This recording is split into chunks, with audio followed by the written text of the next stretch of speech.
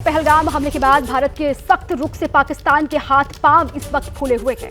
वो भारत की जवाबी कार्रवाई के डर से इस वक्त कांप रहा है और दुनिया में बेनकाब हो चुके पाकिस्तान को कुछ भी समझ इस वक्त नहीं आ रहा। दहशत का आलम यह है पाकिस्तान में कि लाहौर और कराची का एयर स्पेस 1 महीने के लिए बंद कर दिया गया है। वो दुनिया भर के देशों के आगे इस वक्त गिड़गिड़ा रहा है कि भारत के कहर से बचाओ, क्योंकि जैसे जैसे एनआईए जांच आगे बढ़ा रही है, ये साबित होता जा रहा है कि पाकिस्तानी सरकार, पाकिस्तानी फौज और आईएसआई हमले के पीछे है, जिनके इशारे पर ही आतंकियों ने पहलगाम में आतंकी वारदात को अंजाम दिया। उन आतंकियों का भी मारा जाना लगभग तय है। ये बात पाकिस्तान अच्छी तरह से समझ चुका है और ये जानता है। ऐसे में वो पीओके में आम लोगों को हथियार चलाने की ट्रेनिंग भी दे रहा है, लेकिन आतंकियों की पनाहगार ये जानता है पाकिस्तान कि इससे भी वहां पर वो बच नहीं पाएगा। भारत एक के बाद एक एक्शन ले रहा है और पाकिस्तान के जहाजों के लिए बंदरगाहों पर भारत ने पाबंदी लगा दी है, तो कारोबार पर लगाम लगाई गई है भारत की ओर से।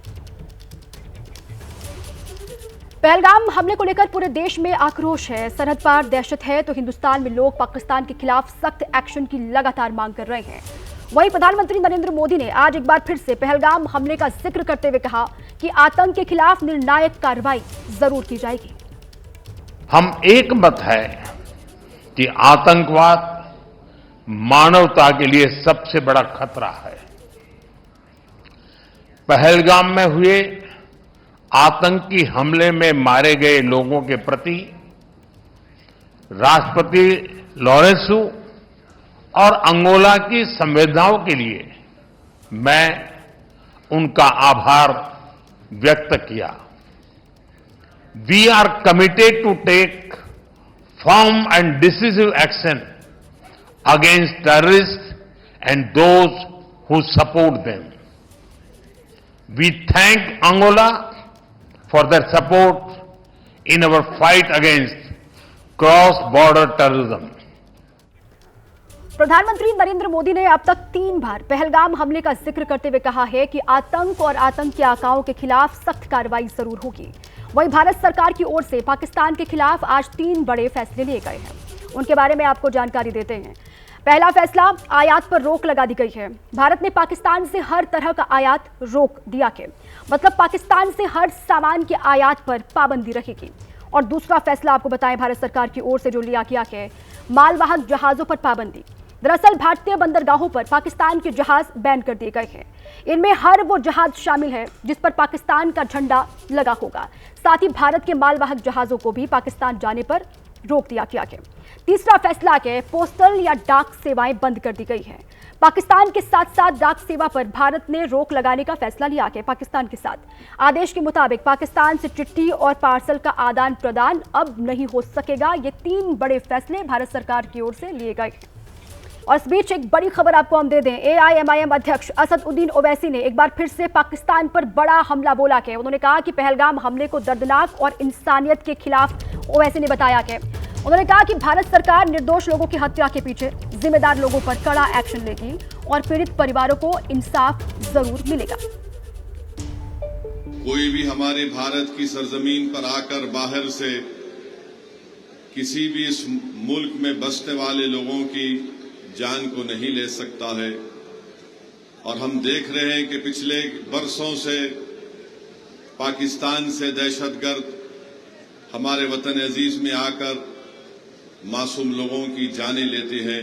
ये ऐसा मसला है कि हम मौजूदा हुकूमत के साथ खड़े हैं और हम उम्मीद करते हैं कि भारत के वजीर आजम जो पाकिस्तान से दहशतगर्द आए और जिन्होंने यहां पर आकर हमारे 26 लोगों का कत्ल किया, नरेंद्र मोदी इन जालिमों के खिलाफ एक्शन लेंगे और जिन्होंने अपनी जानों को खोया है उन परिवार के लोगों से इंसाफ करेंगे।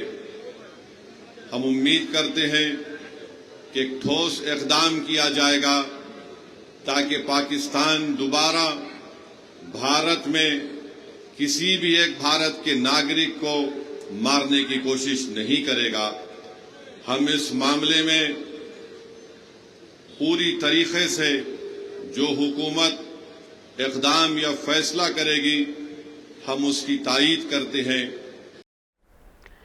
और इतना ही नहीं, असदुद्दीन ओवैसी ने पाकिस्तान के आर्मी चीफ आसिम मुनीर पर भी हमला बोला। उन्होंने कहा कि पाकिस्तान में बैठकर जो जहर उगल रहे हैं उन्हें इस्लाम की जानकारी नहीं है।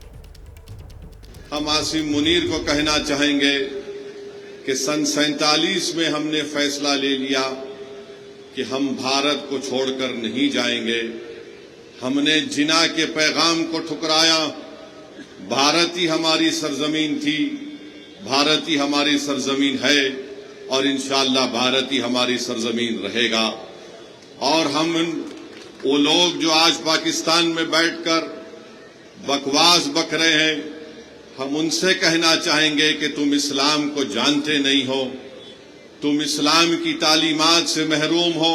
तुम ऐसे मुल्क में बैठकर जहां पर अंदरूनी तौर पर किसी को महाजिर कहा जाता है, किसी को पठान के नाम से पुकारा जाता है, तुम्हारे मुल्क में इतनी गरीबी है कि गरीबी की वजह से लोग आज वहां पर परेशान हैं। AIMIM प्रमुख असदुद्दीन ओवैसी ने पाकिस्तान को करारा जवाब देने की मांग करते हुए कहा कि पाकिस्तान को ऐसा जवाब दिया जाए जिससे आतंकवाद हमेशा के लिए खत्म हो जाए। पाकिस्तान एक फेल्ड नेशन है। आज वक्त है कि हम इनको एक मौसर जवाब दें ताकि हमेशा के लिए ये दहशतगर्दी का ये जहर हमेशा के लिए खत्म होकर रह जाए। बांग्लादेश में भी कोई एक साहब अनाप शनाप बक रहे हैं कि नॉर्थ ईस्ट में ऐसा कर देंगे। मैं उनसे भी कहूंगा कि भाई साहब, जो मुल्क आपको मिला है वो हमारी वजह से मिला है। अपने मुल्क में आराम। भारत पाकिस्तान पर लगातार एक्शन ले रहा है और एक्शन से पाकिस्तान में जबरदस्त खौफ का माहौल बना हुआ है। पीओके में युवाओं को AK-47 चलाने की ट्रेनिंग पाकिस्तान आर्मी की ओर से दी जा रही है और पीओके की नीलम वैली में पाक सेना ने कैंप लगाया हुआ है, जिसकी तस्वीर इस वक्त आप देख रहे हैं। इससे पहले पीओके के सुदनौती इलाके में हथियारों की ट्रेनिंग का भी वीडियो सामने आया था और यहाँ इस तरीके से खौफ पाकिस्तान का उजागर होता है। नीलम वैली की तस्वीर है।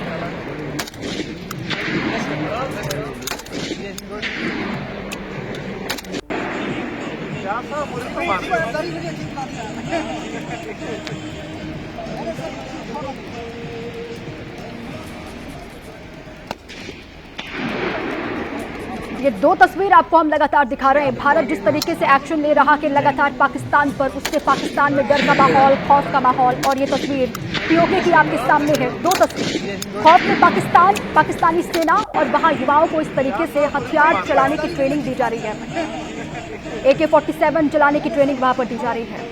ये नीलम वैली की तस्वीर है। पाक सेना की ओर से यहाँ पर कैंप लगाया गया है और हथियार चलाने की ट्रेनिंग यहाँ पर युवाओं को पाकिस्तानी आर्मी की ओर से दी जा रही है। पहलगाम हमले के बाद पूरे देश में जबरदस्त आक्रोश है।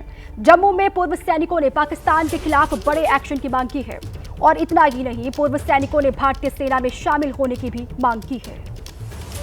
एक तरफ बॉर्डर पर पाकिस्तान की तरफ तनाव है, पाकिस्तान के गांव खाली हैं, वहीं जम्मू में जो अंतर्राष्ट्रीय सीमा है उनसे सटे गांव में पाकिस्तान मुर्दाबाद और पाकिस्तान मुर्दाबाद के नारे लग रहे हैं और यहां पर जय किसान जय जवान के नारे भी लग रहे हैं। तस्वीरें मैं आपको जम्मू में अंतर्राष्ट्रीय सीमा से 1 किलोमीटर से भी कम के दायरे के दिखा रहा हूं, जहां पर न केवल गांव के लोग बल्कि वो जवान, वो देश के वीर जवान जिन्होंने देश के लिए लड़ाइयां लड़ी हैं, वो खड़े हैं यहाँ पर हाथों में तिरंगा लेकर और मांग ये कर रहे हैं कि उन्हें अब मौका ये दिया जाना चाहिए कि वो सेना के साथ कदम से कदम मिलाएं और पाकिस्तान को इस बार करारा जवाब दें। इनमें से अधिकतर लोग जो हैं वो भारतीय सेना में रह चुके हैं और यहाँ पर अब जमा हुए हैं पाकिस्तान को करारा जवाब देने की मांग को लेकर और उस करारे जवाब में अपना रोल भी ये निभाने के लिए तैयार है। आपका क्या नाम है सर? मेरा नाम एक्स हवलदार दर्शन लाल है। दर्शन लाल जी, आपने 65 की लड़ाई लड़ी है, 71 की लड़ाई लड़ी, 71 की लड़ी है। अब जिस तरह के हालात हैं बॉर्डर पे, आप उससे परिचित हैं, क्या कुछ आप आज बात रखना चाहते हैं? मैं बात रखना चाहता हूं कि इन्होंने 47 से लेके पाकिस्तान ने हमें हमारी नाक में दम करके रखा है। जब भी देखो तभी कभी उग्रवाद, कभी फायरिंग, कभी कुछ निहत्थे लोगों को मार देता है। तो मेरी गवर्नमेंट से रिक्वेस्ट है कि इनको जैसे बांग्लादेश में मुंह तोड़ जवाब दिया है, ऐसे इस इलाके में भी मुंह तोड़ जवाब दिया जाए। आप क्योंकि आपने 71 की लड़ाई लड़ी है, आपको पाकिस्तान का पूरा पता है, तो आप क्या अपनी सर्विसेज देंगे, अपनी सेवाएं देंगे? जी हाँ, मैं अपनी सर्विस देने के लिए बिल्कुल रेडी हूँ। जैसे कैप्टन साहब ने प्रधानमंत्री जी को लेटर लिखा है, ऐसे हम लेटर तो नहीं लिख सकते, लेकिन मैं आपके माध्यम से कहना चाहता हूँ कि मैं बिल्कुल रेडी हूँ। तो जो हालात बने हैं, आप भी क्या सेवाएं देना चाहेंगे जवानों को अगर युद्ध जैसी स्थिति हो जाती है? हाँ सर, मैं भी देना चाहता हूँ। मेरी 72 एज है इस वक्त। मैं फिर भी अगर चाहती है, गवर्नमेंट चाहती है, तो मैं जाने के लिए फिर तैयार हूँ और पाकिस्तान का मुकाबला करने के लिए बिल्कुल तैयार हूँ। आप जंग पहले भी लड़ चुके हैं, तो आपको पता होगा कि किस तरह से जंग लड़ी जाती है और किस तरह से कौन से ऐसे एरियाज़ हैं जहाँ पर, क्योंकि आप आरटी से हैं, तो कौन से ऐसे एरियाज़ हैं जहाँ पर हमला किया जा सकता है। तो क्या आप जैसे ये जो सारे लोग हैं, सारे तैयार हैं यहाँ जाने के लिए भारतीय सेना के साथ? सर बिल्कुल तैयार हैं, सभी लोग तैयार हैं। सभी लोग तैयार हैं। कुछ और लोग हमारे साथ हैं। सर, आप भी क्या सेना से हैं? जी, मैं भी सेना से हूँ। अभी क्या किस तरह की सेवाएं आप दे सकते हैं या देने की इच्छा रखते हैं? जी, मैं आरटी से हूँ, तो जब भी मौका मिलेगा हमें जाने का, हम जरूर जाएंगे देश की सेवा के लिए। और जहाँ भी बुलाया जाएगा हम वहाँ जाएंगे और देश का साथ देंगे। हम देश के लिए लड़ेंगे, देश की सेवा करेंगे हम। आपको लगता है समय आ गया पाकिस्तान को जवाब दे देना चाहिए? समय तो आ गया पाकिस्तान को जवाब देने का, तो अभी गवर्नमेंट के हाथ में जो वो करेंगे वही करेंगे। जो बाकी जो भी है, सारी जनता उनके साथ है, गवर्नमेंट के साथ है। सारे जवान आज इकट्ठे हुए हैं। ये वो लोग हैं जिन्होंने देश के लिए जंग लड़ी है, देश के लिए जंग जीती है। तो किस तरह का उत्साह आप इन खासकर जवानों में देखते हैं? देखिए, हम लोग बॉर्डर पे रहने वाले लोग हैं और आपने सुना 72-75 ईयर वाले लोग मेरे जो आरटी के जवान हैं, सेना के जवान हैं, मैं इनको आज भी जवान मानती हूँ, क्योंकि जवान हमेशा जवान ही रहता है। वो बेशक 90 का हो जाए या 19 का हो जाए, वो जवान ही रहता है। और आज इन्होंने ये साबित कर दिया, आज इनकी इच्छा से हम यहाँ पे खड़े हैं कि अगर गवर्नमेंट हमें ये मौका देती है कि बॉर्डर के ऊपर हमारी ज़रूरत है, तो हम लोग दोबारा अपनी सर्विसेज देने के लिए तैयार हैं। और गवर्नमेंट को हम कहना चाहते हैं, बॉर्डर को लेके आप फिक्र मत कीजिए। जहाँ पे जितने भी सिविलियन हैं वो सारे के सारे फौजी हैं, वो सारे के सारे जवान हैं, और ये आपके साथ कंधे से कंधा मिला के पाकिस्तान को मुंह तोड़ जवाब देगा। पाकिस्तान को मुंह तोड़ जवाब देगा। और ये वो मेडल हैं जो इन वीर सैनिकों को, जिन्होंने पाकिस्तान को कई बार धूल चटाई है, ये उन सर्विसेज को बयां करते हैं कि किस तरह की सेवाएं इन लोगों ने यहाँ बॉर्डर पर दी हैं। और अब ये लोग एक बार फिर तैयार है पाकिस्तान को करारा जवाब देने के लिए। बस मांग इतनी है कि एक बार इन्हें लाइसेंस दिया जाए और पाकिस्तान पर किस तरह चढ़ाई करनी है, जो ये चाहते हैं, उसमें ये भारतीय सेना और सरकार के साथ खड़े हैं। वहीं पहलगाम हमले के बाद जम्मू कश्मीर में पहाड़ी इलाकों में रहने वाला गुज्जर बकरवाल समाज भी चर्चा में है। आरोप लग रहे हैं कि पहलगाम हमले के बाद आतंकियों को मदद देने और हमले के बाद भागने में गुज्जर बकरवाल समाज के लोगों ने मदद की। बकरवाल समाज को फिलहाल शक की निगाह से देखा जा रहा है, जिससे आहत गुज्जर समाज के लोगों ने एबीपी न्यूज के कैमरे पर अपनी राय रखी है। मेरे साथ गुज्जर बकरवाल समाज के ये 3 लोग हैं जो हमसे बात करेंगे और बताएंगे कि आखिर एक भारतीय होने के नाते पहलगाम हमले के बाद में जो शक उनके समाज के लोगों पर जताया जा रहा है कि आतंकियों की मदद की गई थी, उस बारे में वो क्या सोचते हैं, उनसे मैं जानता हूँ। जो आज की स्थिति है और उस स्थिति में आपके समाज पे जो शक किया जा रहा है, उस बारे में आप क्या राय रखते हैं? सर, जो असल में जो गुज्जर बकरवाल कौम है, ये कट्टर भारतीय लोग हैं। और जब भी कोई भी पास हिस्ट्री को देखिए, कोई वाक़ा हुआ है और पहले नंबर पे गुज्जर बकरवालों ने अपनी जानें दी हैं। और बॉर्डर पे जो भी रक्षा होती है वो गुज्जर बकरवाल लोग करते हैं। गुज्जर लोगों को ऐसे बदनाम किया जा रहा है।